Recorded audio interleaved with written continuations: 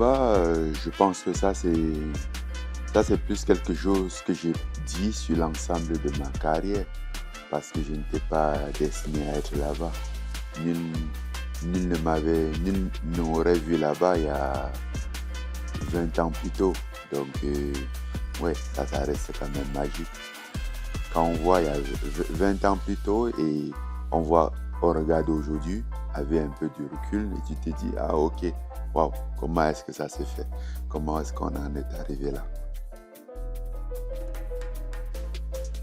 La même chose, mon envie de prouver, de donner le meilleur de moi-même et de prouver que je suis capable de faire quelque chose de concret.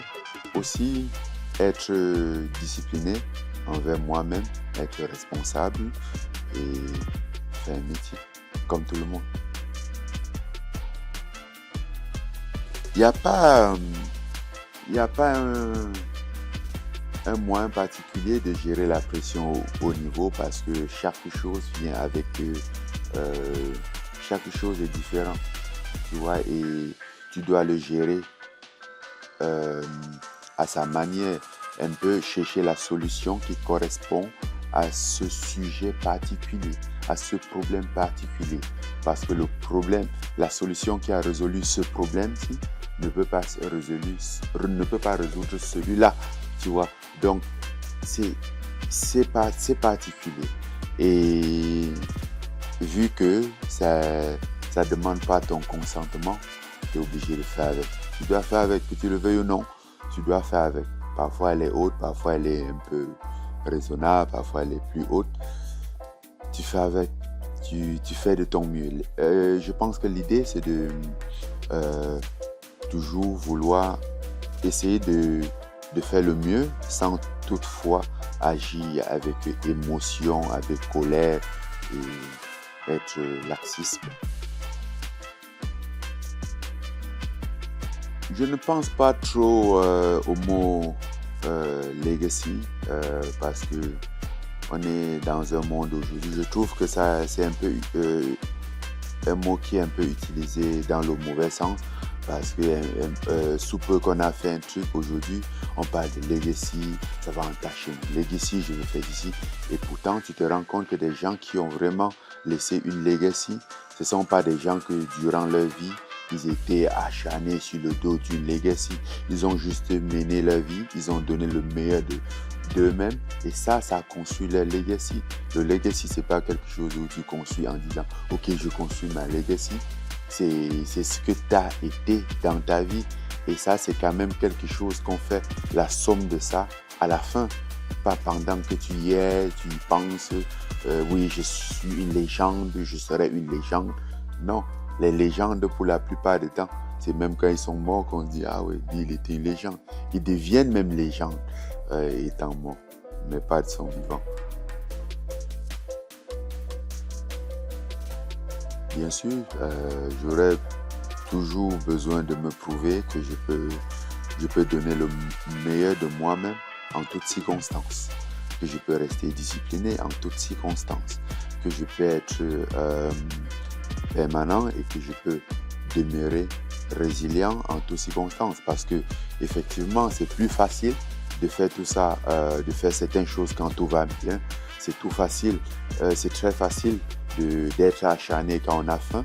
Maintenant quand on n'a plus faim, est-ce que cet acharnement, cette détermination y est encore? Qu'est-ce qui te motive vraiment? C'est de vraiment trouver cette source de motivation qui perdure sur le temps.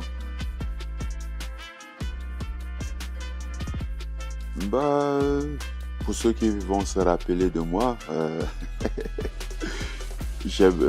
moi ce serait, voilà, qui se rappelle de qui j'étais, de quelqu'un qui lâchait jamais prise et qui a tout donné. Voilà, c'est l'essentiel, tout donner. En soi, il n'y a pas trop de différence parce que tout ça a une même règle, qui est la discipline, le travail, la résilience.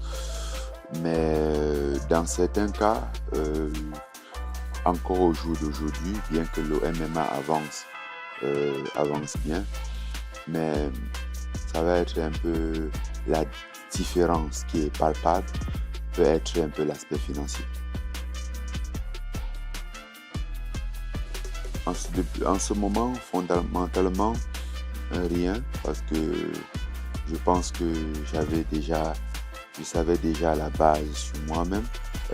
J'avais déjà franchi tous ces épreuves. En fait, non, parce que c'est pas les trucs qui étaient au début de ma carrière. Je pense que pas mal de choses, je l'ai appris effectivement au début de ma carrière, au cours de ma carrière, mais surtout au début de ma carrière. C'est là où tu découvres ce qui fera de toi un meilleur combattant et ce qui est mieux de faire ou pas. Donc, si tu arrives à ce niveau, à être champion du monde sans se découvrir soi-même, c'est que tu as un problème.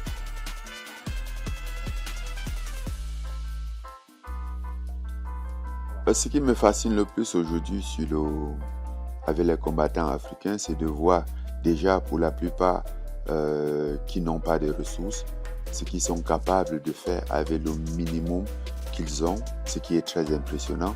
Et pour ceux qui ont des ressources, sachant bien qu'ils doivent, pour la plupart du temps, travailler 2-3 fois plus que les autres pour avoir la reconnaissance et de voir cet acharnement, cette résilience. Oui, ça sont des trucs qui me fascinent, mais aussi le fait qu'on ait un pool de talent, au fait. Ça, c'est quelque chose d'inévitable. C'est difficile de dire. Ceux qui ont le plus de tout le monde a le potentiel. Maintenant, tout dépend de la volonté de tout un chacun. Tout dépend de sa détermination. Pour ce que moi je sais, c'est que très souvent, c'est ceux qui n'ont même pas le potentiel qui émergent, mais qui sont acharnés parce qu'ils ont envie de quelque chose. Je pense que le vrai potentiel est quelque chose d'invisible, parce que c'est un côté où on ne voit pas cet acharnement, cette détermination qui est au fond de quelqu'un qui veut réussir. Ça ne se voit pas. C'est pas le talent qui réussit, c'est pas la technique qui réussit. Oui, c'est beau, ça contribue, ça peut contribuer, mais c'est pas ça qui réussit. On a vu beaucoup de talents échouer, pourtant on a vu des gens qui sont très peu talentueux réussir. C'est la force du travail, la détermination, l'acharnement, surtout pour des métiers comme le sport de combat, qui n'est pas du tout facile. Ma vie après combat, voyager, aller me coucher sur des plages, m'allonger, boire des cocktails. Ce serait pas mal. Non, mais après, je pense que je vais transiter, continuer un peu à faire le business, rester aussi dans le sport pour apporter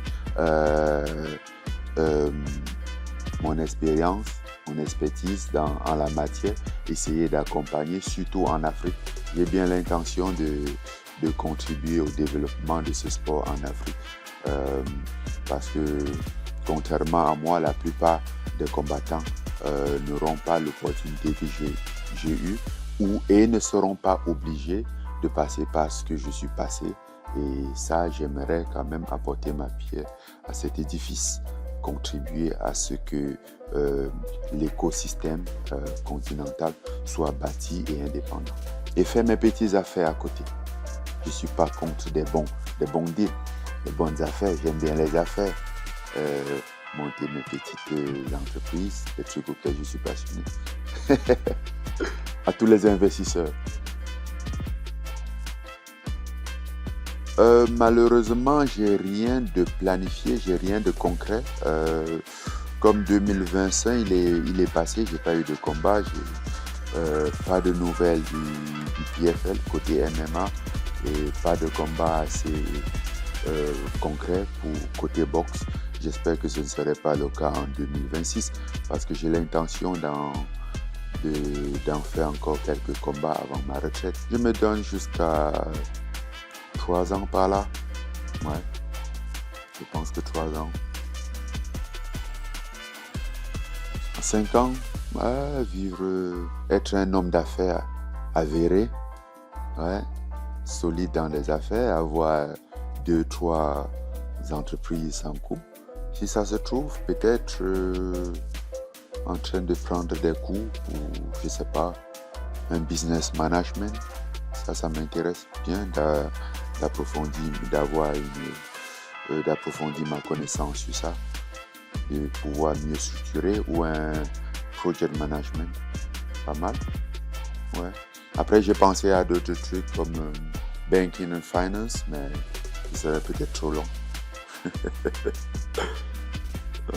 Ce sont des trucs qui m'intéressent quand même. Je suis quand même curieux de savoir comment ça se passe. Et j'aimerais ça pour mon propre intérêt, pour l'organisation de mes structures. L'ingrédient du happiness, je pense que c'est l'état d'esprit, c'est le mindset, c'est de pouvoir être présent dans le présent, parce qu'on a toujours tendance à vivre dans le futur, ce qu'on veut, ce qu'il y a, au point où on oublie généralement ce qu'on a, la chance qu'on a. On se lamente sur ce qu'on n'a pas, sur ce qu'on a perdu, et on passe à côté de ce qu'on a pour l'instant, et parfois on oublie d'être reconnaissant.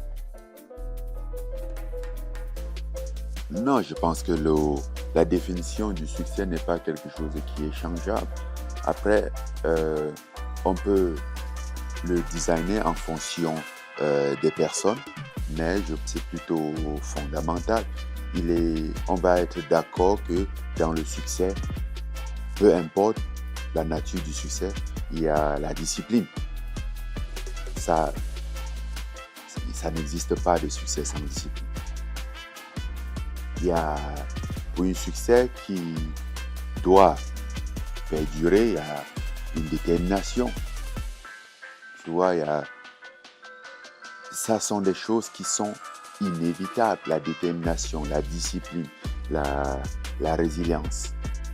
Parce que sinon, le succès aussi peut s'arrêter. Le succès a une fin. Donc, à toi de te battre pour que ça ne s'arrête pas, ce fameux succès. Sinon, tu vas rejoindre le rang des anciens gloires.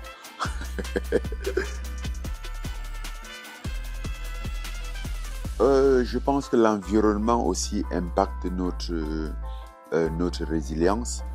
C'est vrai que c'est quand même quelque chose qui est inné, mais on peut aussi l'acquérir. Tu vois, on peut aussi le développer, parce que ton environnement, ceux par lesquels tu es entouré, vont aussi influencer ta résilience.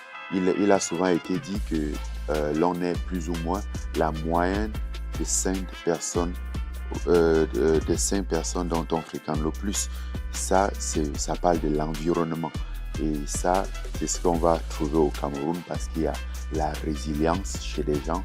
Effectivement, quand un enfant grandit ou dans un milieu pareil, il va acquérir ça. Même si à la base, c'est déjà un peu inné en lui, mais il va acquérir ça et il va le développer.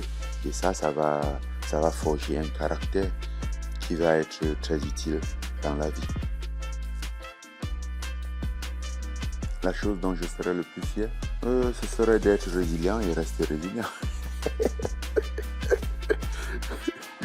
Ouais. D'être déterminé, de ne rien lâcher, de garder la tête froide et d'avancer malgré tout.